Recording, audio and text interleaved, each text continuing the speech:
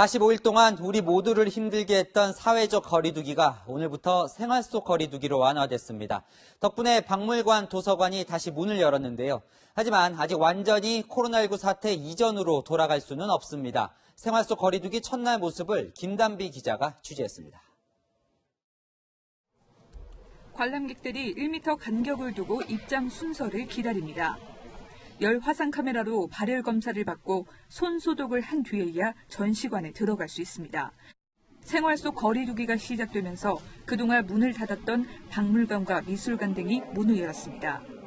한꺼번에 몰리는 걸 막기 위해 사전 예약한 사람만 입장이 허용됐습니다. 여기 박물관 관람하러 왔습니다. 진짜 까마득할 정도로 기억이 안 나네요. 기사 보고 사전 예약했습니다. 이곳 박물관도 71일 만에 다시 문을 열었습니다. 시간당 300명까지만 입장이 가능한데요. 개관을 기다려온 시민들이 줄을 길게 섰습니다. 비닐 장갑도 주면서 바닥에 거리를 둘 수 있도록 또 테이핑을 다 해놓으셔가지고 관객들 맞이할 수 있는 준비가 철저히 되었구나라고 생각이 돼서 안심이 되었고, 도서관도 일부 운영을 재개했습니다. 책을 빌리거나 반납은 가능하지만 자료실 안에서 책을 읽는 건 여전히 제한됩니다. 너무 반가웠어요. 그전에는 가끔씩 왔었는데 좀 책도 보고 좀 힐링 시간이 있었는데. 방역당국은 향후 코로나19 상황에 따라 야구장 등 스포츠 시설의 관중 입장을 단계적으로 허용하는 방안을 검토하기로 했습니다. 다만 학생을 대상으로 한 체육대회는 등교 개학에 맞춰 6월 이후 점진적으로 재개하고 지역 축제는 감염 확산 우려가 있는 만큼 연기하거나 취소하도록 했습니다. 채널A 뉴스 김단비입니다. 하지만 아직 사회적 거리두기를 풀 수 없는 지역이 있습니다. 바로 대구인데요. 수가 많진 않지만 감염 경로를 알 수 없는 환자가 계속 발생하고 있어 오히려 방역 지침을 강화할 계획입니다. 대구 현지 모습을 배우미 기자가 취재했습니다.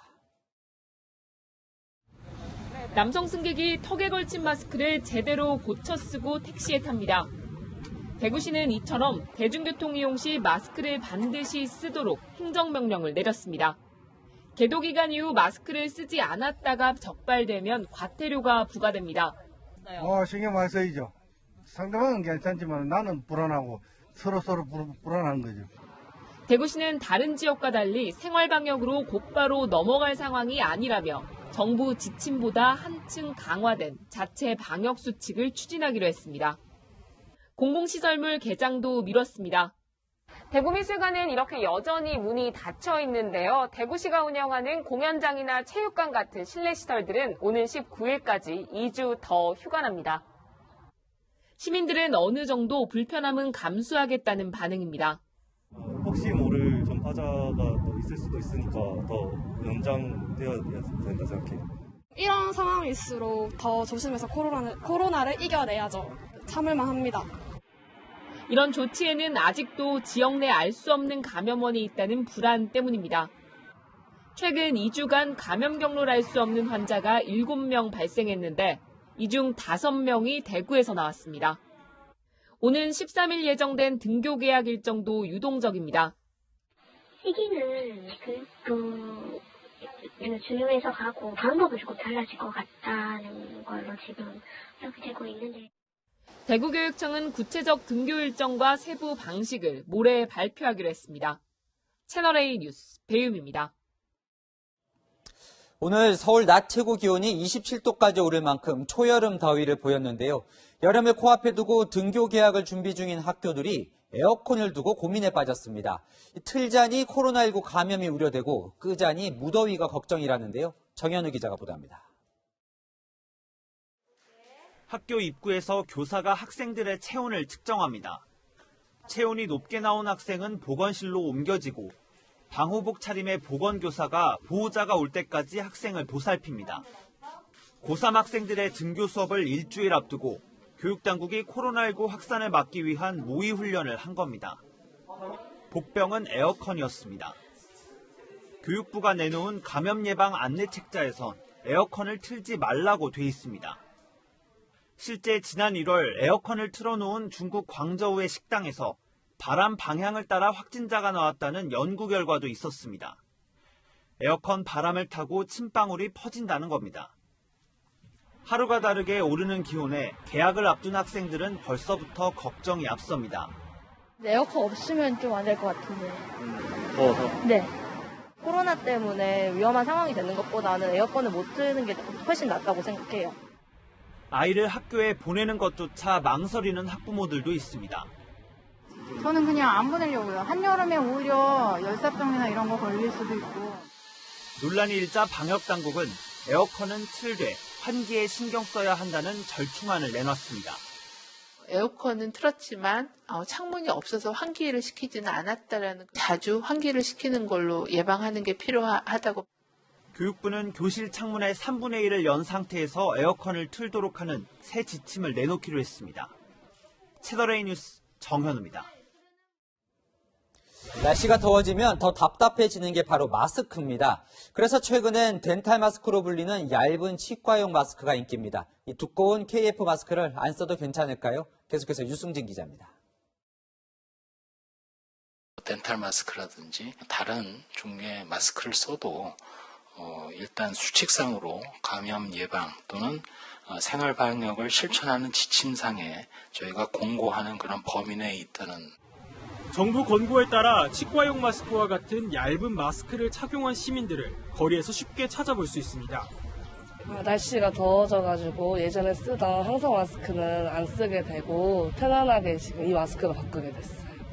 KF94를 쓰면 숨쉬기도 너무 답답하고 화장이 너무 묻기도 하고. 더운 날씨에 더 시원하게 낄 수 있는 것 같아요. 그래서 끼게 됐어요. 코로나19 사태로 미뤄졌던 등교 수업이 임박하자 얇은 어린이 마스크에 대한 학부모들의 관심도 커지고 있습니다.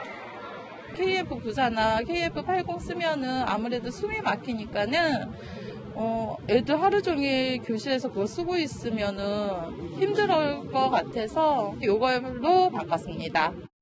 상대적으로 두꺼운 공적 마스크는 이제 줄을 서지 않아도 약국에서 구매할 수 있지만 얇은 국산 어린이 마스크는 재고가 사라지거나 인터넷에서 비싼 값에 팔리고 있습니다.